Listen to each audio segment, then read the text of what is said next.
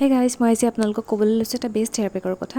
এই হেয়াৰ পেকটো বনাবৰ বাবে মই প্ৰথমে কেইপাহমান এনেকৈ জবা ফুল লৈছোঁ। জবা ফুল কেইপাহ মই ভালকৈ ধুই লৈছোঁ আৰু এতিয়া এটা মিক্সি জাৰৰ সহায়ত মই ভালকৈ এটা ধুনীয়া পেষ্ট বনাই ল'ম। ইয়াত আৰু বেলেগ বস্তু এড কৰাৰ প্ৰয়োজন নাই। আৰু এতিয়া মোৰ এই হেয়াৰ পেকটো ৰেডি হৈ গ'ল। চাওকচোন কি এটা ধুনীয়া কালাৰ আহিছে জবা ফুলৰ। আৰু এতিয়া মই গোটেই চুলিখিনিতে ভালকৈ এই হেয়াৰ পেকটো লগাই ল'ম।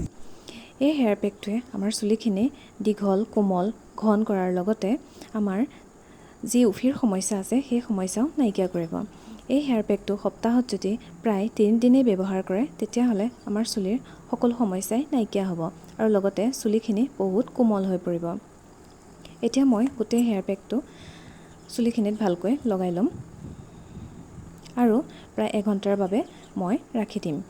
তাৰ পাছত মই ভালকৈ ঠাণ্ডা পানীৰে ধুই দিম আৰু পাছৰ দিনা মই শ্বেম্পু কৰি দিম। এই হেয়াৰ পেকটো আপোনালোকেও এবাৰ ট্ৰাই কৰি চাব, খুবেই ভাল হয়। আৰু মোৰ ভিডিঅ'টো যদি চাই ভাল লাগিল তেতিয়াহ'লে এটা লাইক কৰিবলৈ নাপাহৰিব আৰু মোৰ চেনেলটো ছাবস্ক্ৰাইব কৰি দিব।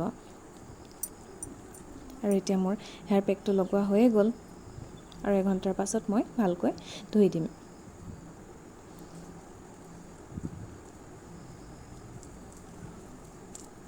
জবা ফুল আমাৰ চুলিৰ বাবে খুবেই ভাল হয়। চুলিখিনি বহুত কোমল কৰে আৰু লগতে মিহি কৰি তোলে। চ' আপোনালোকে এনেকৈ এবাৰ ট্ৰাই কৰি চাব। চ' থেংক ইউ।